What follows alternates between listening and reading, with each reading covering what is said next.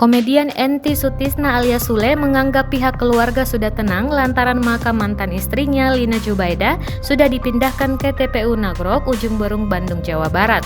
Untuk diketahui, makam mendiang Lina sempat dibongkar untuk keperluan otopsi sebagai buntut laporan anak Sule dan Lina, Rizky Febian.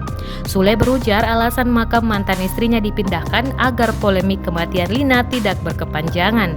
Ayah 4 anak itu pun mengimbau kepada berbagai pihak agar tidak menghakimi siapapun terkait meninggalnya Lina. Diketahui Lina Jubaida meninggal dunia pada 4 Januari 2020. Kematian Lina yang tiba-tiba menimbulkan kecurigaan dari pihak keluarga. Apalagi mantan istri dari komedian Sule tersebut tidak memiliki riwayat penyakit kronis. Belakangan putra sulung Lina, Rizky Febian, yang mencurigai adanya lebam pada jenazah ibunya melapor ke Polrestabes Bandung pada 6 Januari 2020. Menurut Rizky, tujuannya melapor ke polisi adalah guna mendapatkan kejelasan penyebab kematian ibunya.